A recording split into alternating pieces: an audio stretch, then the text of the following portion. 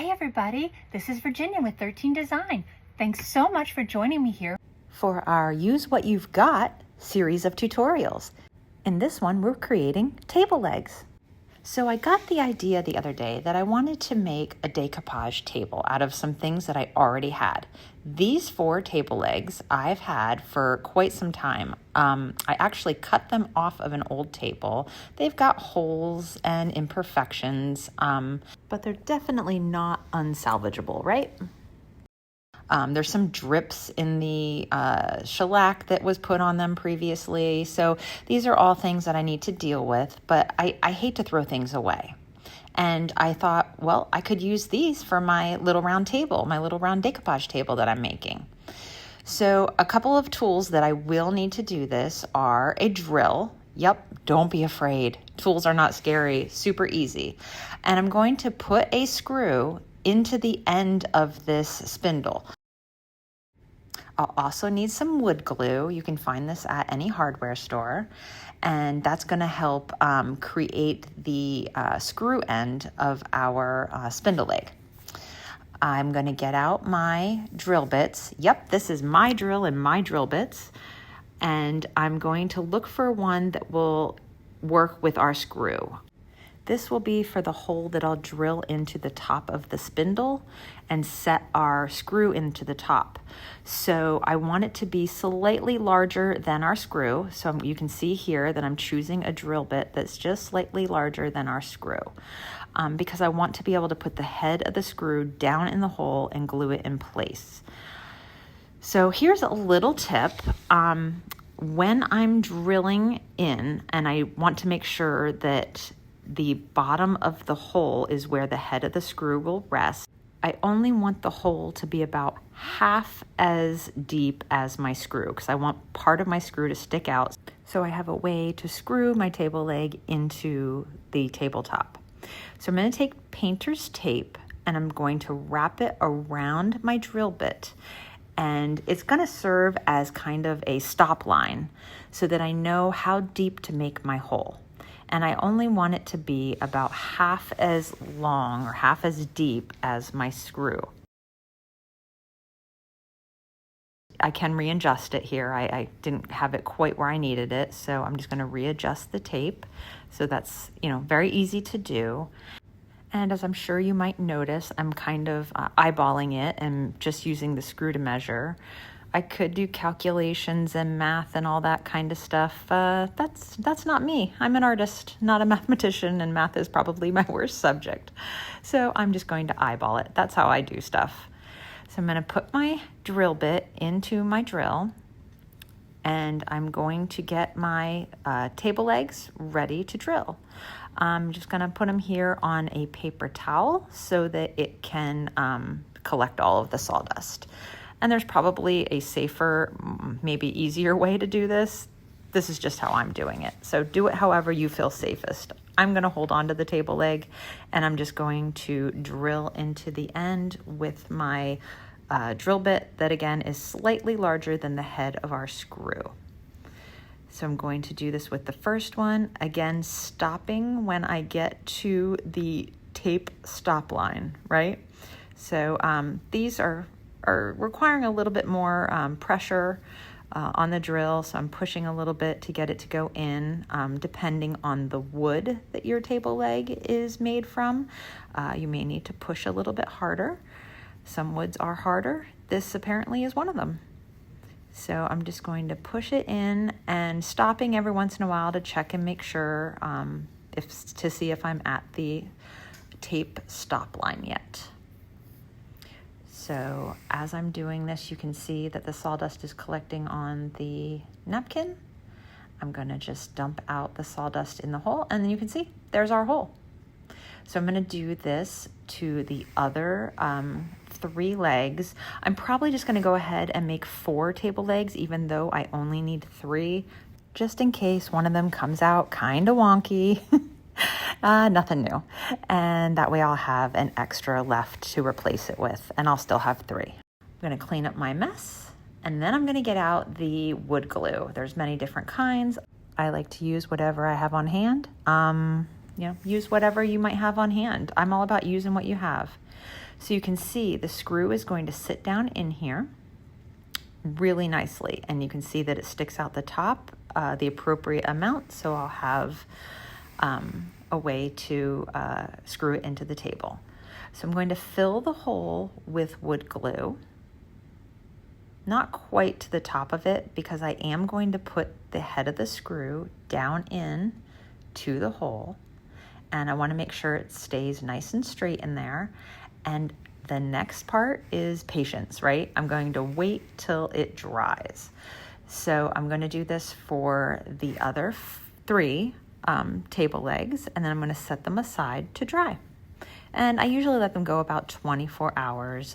Read your instructions on the back of your wood glue so that you know how long that you need to let it dry. Yes, it requires patience, something I don't have much of. So then I'm going to go ahead, I'm going to use the same trick with the painter's tape to drill holes into my tabletop. And I had already measured these out. If you want to see how I went about measuring out my 3 legs on this round tabletop, you're going to want to watch my Stick It series, episode 6, part 2.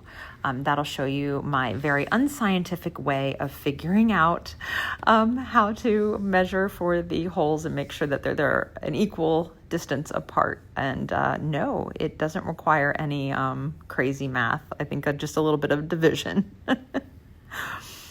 So I'm going to get my drill ready. I want to make sure that the drill, where the stop line is, isn't going to put a hole that's so deep it's going to go through the other side of my tabletop. So again, I could measure and do all that. I just hold it up and see how deep that I need the hole to be. So this is about half the distance of, half the length of our screw, because the other half of our screw is now glued into our table leg. So I'm going to drill holes, just 3 of them, for my legs to screw into. Okay, so it's the next day and our screw is firmly into the end of our table leg. The glue has dried. This hole could be filled in with some wood filler. I'm going to use some twine to cover it up so it won't be an issue. And I will show you how I do that. You can see that there's like a shellac all over these. It's super shiny. I want to paint these, so I'm going to need to use this cleaner. This is a very necessary prep step. What this cleaner does, and all the different chalk paint brands sell some sort of their own version of the cleaner, a prep step. It gets the shininess dulled down a little bit for us and makes it, preps the surface so that our paint will adhere nicely. So I'm just going to spray each of the legs with the cleaner and let it sit for 5 minutes as directed on the back of this particular cleaner. And then I'm just going to use a paper towel to wipe it off. Now you're going to see how dirty it gets, all the dirt and grime and the slight shininess off of this table leg. Look at this. Look at this. This is what was all over this table leg, you know. Maybe these table legs were on a table, I don't remember, that was like a dining room table or something, or a kitchen table, and this is all the gook that dripped over it over the years. But we're going to want to just wipe it off.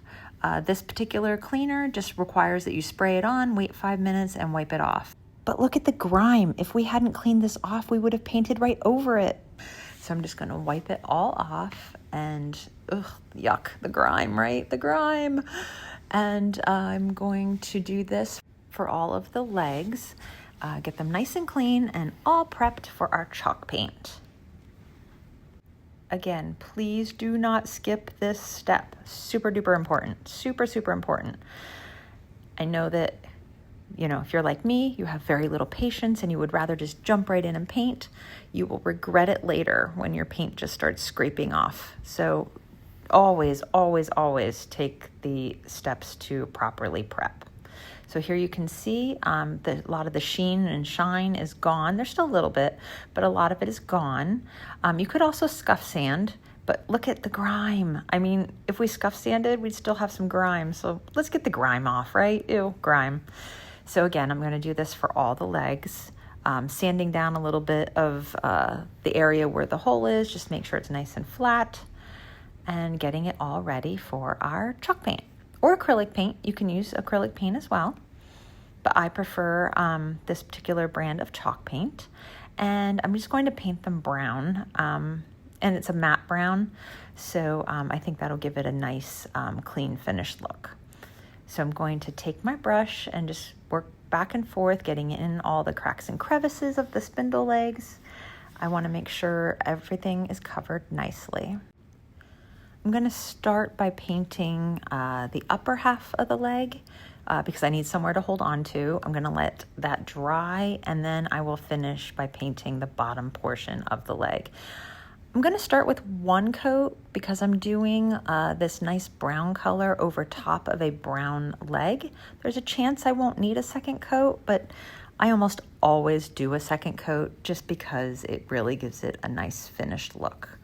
And, you know, if you're going to go through the trouble to paint something, you might as well do it correctly. Again, patience comes into play. We're waiting for things to dry, you know, but it pays off in the end. It really does. So go ahead and paint your legs if you wish. If you're someone who would prefer to have wood legs, you'd like to see the wood, I would highly recommend using a stripper just because it's really hard to sand the spindles that have this many lumps and bumps and detail to them. So, and I'm not a big fan of stripper. It's very toxic. So, you know, I just choose to paint. That's always my preference. So we're going to go ahead and do this to all the table legs. And again, making sure to get into all the cracks and crevices and paint our table legs with 2 coats of paint, just because it looks nicer. Once we're done painting the table legs, we're going to set them aside carefully, and that way they can dry fully before they're installed. In fact, we might go ahead and just use the hair dryer to dry them, make sure they're completely dried, because sometimes in the cracks and crevices the paint is a little bit heavier and takes a little bit longer for it to dry. So unless you're going to let them sit overnight, you're probably going to want to hit it with a heat gun or a hair dryer. And again, I know I remind you of this all the time, but as with any project, if you're going to use a heat gun or a hairdryer, you want to make sure to keep it moving at all times, because if you hold it in one spot too long, you will end up with bubbles, right? You're going to heat the paint too much and you're going to get some bubbles, and we certainly don't want that. So you can go ahead and use either a old hairdryer like I've got, or a heat gun.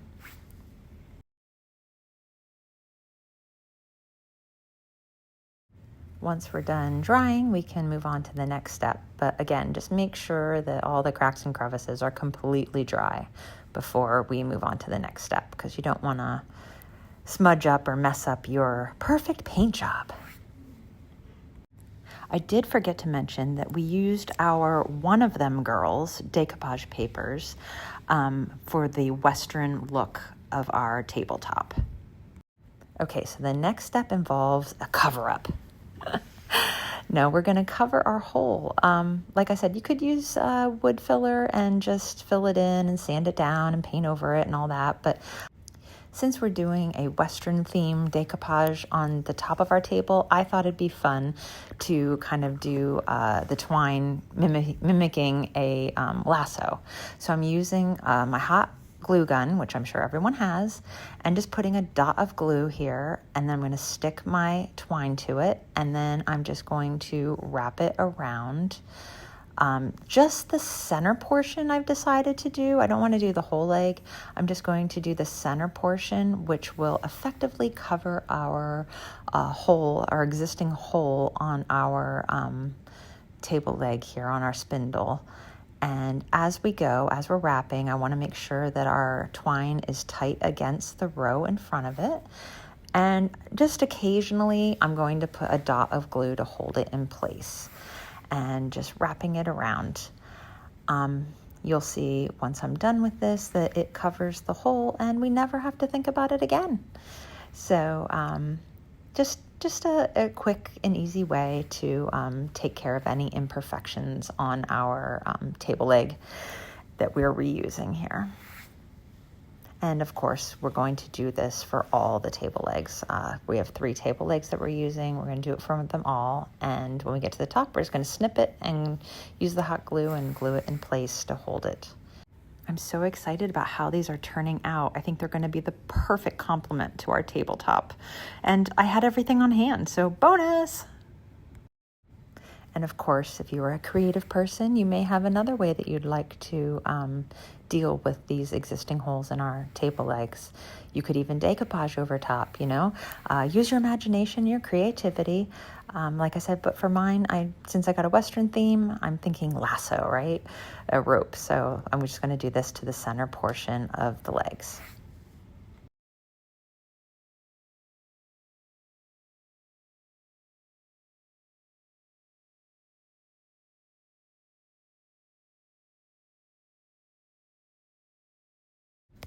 Okay, so now I'm done adding this fun little detail. I think they look pretty good, don't you?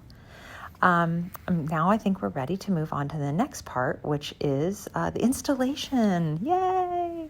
So I'm going to get my tabletop here, and I have painted the underside. And you can see my hole here where I'm going to screw the table leg into the tabletop, right? There's 3 holes because I'm just doing 3 legs on this particular table. It's a round table, so that works well. Again, we're going to get out our wood glue. I'm going to pop it open here. And we're going to use our wood glue to just put a spot of glue here where the hole is. And then we're going to grab our spindle, our first spindle, and I'm just going to put a ring of glue around the top here, around the screw. This is all just to ensure a nice tight bond from our spindle leg to our table. And screwing this down in, just putting a little bit of pressure and screwing this into our tabletop. I'm so excited to see our table legs working here with our created table legs that we added the screw into. And there we go. We got 1 down and 2 more to go. So same thing. We're putting glue around the top here and just screwing it down in. And you can see that they're nice and sturdy, and they'll be even more sturdy once they're dry. And there we are. Look at it. What do you think? It's our table. Oh, it looks great. I cannot wait to use it out by the pool.